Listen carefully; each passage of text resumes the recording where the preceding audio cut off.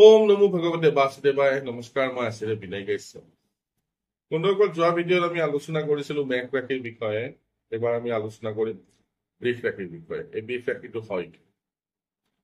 চাওক বৃষ ৰাশি আকাশ মাৰ্গত ফাৰ্ষ্টতে হ'ল কি কালপুৰুষৰ দ্বিতীয় ৰাশি আৰু আকাশ মাৰ্গত 30 ডিগ্ৰীৰ পৰা 60 ডিগ্ৰী পৰ্যন্ত এই বৃষ ৰাশিৰ বিস্তৃত এই বৃষ ৰাশিৰ তিনিটা মূল নক্ষত্ৰ থাকিব কৃতিকা ৰোহিণী আৰু মৃগশিৰা নক্ষত্ৰ কৃতিকা নক্ষত্ৰ ৰবি নক্ষত্ৰ তাৰপিছত ৰোহিণী নক্ষত্ৰ চন্দ্ৰ নক্ষত্ৰ আৰু মৃগশিৰা নক্ষত্ৰ হল মংগলৰ নক্ষত্ৰ এই বৃষ ৰাশিৰ স্থূল অধিপতি যিটো মেইন অধিপতি হয় সেইটো হল শুক্ৰ দেৱতা বৃষ ৰাশি আৰু বৃষ ৰাশিৰ যিটো সূক্ষ্ম অধিপতি হব চন্দ্ৰ দেৱতা ৰবি দেৱতা আৰু মংগল দেৱতা আমি জানো যে বৃষ ৰাশিয়ে এটা পৃথিৱী তত্ত্ব ৰাশি কিয় হয় সেইটো বিষয়ে অলপ চলপ জানা দৰকাৰ কাৰণ কিয় যে কৃতিকা নক্ষত্ৰৰ দ্বিতীয় চৰণৰ পৰা ষ্টাৰ্ট হব আকৌ মৃগশিৰা নক্ষত্ৰৰ দ্বিতীয় চৰণত এই ৰাশি শেষ হব কাৰণ জানো যে এটা ৰাশিত টোটেল 9টা চৰণ থাকিব তিনিটা নক্ষত্ৰ কৃতিকাৰ 3টা চৰণ ৰোহিণীৰ 4টা চৰণ আৰু মৃগশিৰাৰ 2টা চৰণ আৰু এটা বস্তু আমি জানা দৰকাৰ যে এই চৰণবিলাক যিবিলাক আছে প্ৰথম চৰণে সদায় অগ্নিতত্ত্বক সূচায় দ্বিতীয় চৰণে পৃথিৱী তত্ত্ব তৃতীয় চৰণে বায়ু তত্ত্ব আৰু চতুৰ্থ চৰণে জল তত্ত্বক সূচায় যিহেতু কৃতিকাৰ দ্বিতীয় চৰণৰ পৰা ষ্টাৰ্ট হব তাৰমানে পৃথিৱী তত্ত্বৰ পৰা ষ্টাৰ্ট হব আৰু মৃগশিৰাৰ দ্বিতীয় চৰণলৈকে এই ৰাশিটো থাকিব তাৰমানে মংগল আৰু মৃগশিৰা আৰু পৃথিৱী চৰণত এই নক্ষত্ৰ এই ৰাশিটো সমাপ্ত হব সেইকাৰণে এই ৰাশিটো পৃথিৱী তত্ত্বৰ ৰাশি বুলি কোৱা হয়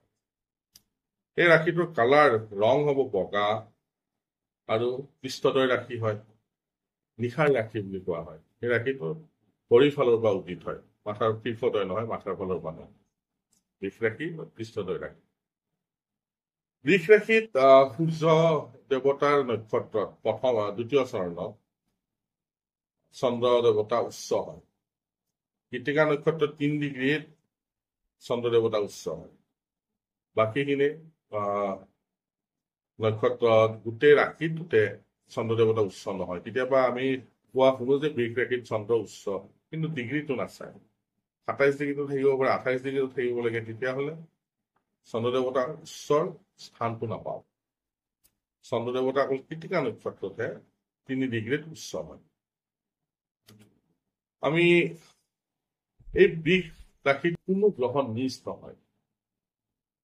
কোনো গ্ৰহৰ নিচত্বতা ইয়াতে নাই ইয়াতে মেইনলি কি কি গ্ৰহৰ ইনফ্লুৱেঞ্চ থাকিব স্থূল অধিপতি হিচাপে শুক্ৰ দেৱতাৰ আধিপত্য থাকিব আৰু সূক্ষ্ম অধিপতি হিচাপে কৃতিকা নক্ষত্ৰৰ অধিপতি হল ৰবি দেৱতা ৰোহিণীৰ অধিপতি হল চন্দ্ৰ দেৱতা আৰু মৃগশিৰাৰ অধিপতি হল মংগল দেৱতা সূক্ষ্ম অধিপতি ইয়াতে হল ৰবি চন্দ্ৰ আৰু মংগল আৰু যিহেতু চন্দ্ৰ দেৱতা ইয়াতে উচ্চ হয় চন্দ্ৰ দেৱতাৰ ইয়াতে কাৰকত্ব বাঢ়িছে এই বৃষ ৰাশিত যিকোনো গ্ৰহৰ যেতিয়া ট্ৰেনজিট চলিব প্ৰায়বোৰ গ্ৰহকে বৃষ ৰাশিত শুভ বুলিয়ে ধৰা হয় কাৰণ পৃথিৱী তত্ত্বত পৃথিৱী বুজা লোৱাৰ এটা সৎ সাহস আছে বুজা ল'ব পাৰে সেইকাৰণে নিগেটিভিটি যেতিয়া বৃষ ৰাশিত যেতিয়া কোনো গ্ৰহৰ অৱস্থান কৰে তাৰ নিগেটিভিটি অন্য ৰাশিতকৈ কম হোৱা দেখা পোৱা যায় আৰু যিবোৰ জাতক জাতিকাৰ বৃষ ৰাশি হয় বা বৃষ লগ্ন হয় তেওঁলোকৰো অলপ ধৈৰ্যৰ পৰিমাণ বহুত বেছি দেখা পোৱা যায় যিকোনো কামৰ কাৰণে তেওঁলোকে বৰ হতাশাত নোভোগে তেওঁলোকৰ পেচেঞ্চ লিমিটটো বহুত বেছি ভাল তো আমি কি বুজিলো বৃষ ৰাশিৰ বিষয়ে যে বৃষ ৰাশি আকাশ মাৰ্গত 30 ডিগ্ৰীৰ পৰা 60 ডিগ্ৰীলৈকে ই বিস্তৃত হব 3টা নক্ষত্ৰ মেইনলি কৃতিকা ৰোহিণী মৃগশিৰা চন্দ্ৰ দেৱতা 3 ডিগ্ৰীৰ উচ্চ হব আৰু স্থূল অধিপতি হব শুক্ৰ দেৱতা সূক্ষ্ম অধিপতি হব ৰবি চন্দ্ৰ মংগল আৰু চন্দ্ৰ দেৱতা যিহেতু ইয়াতে উচ্চ হব চন্দ্ৰ দেৱতাৰ ইয়াতে কাৰকতা বহুতখিনি বাঢ়িছে ৰাশিৰ কালাৰ হল বগা পৃষ্ঠদ্বয় ৰাশি হয় আৰু লগতে ই নিশাৰ ৰাতি বুলি কোৱা যায় আশা কৰো এই সৰু সৰু ইনফৰমেশ্যন বিলাকে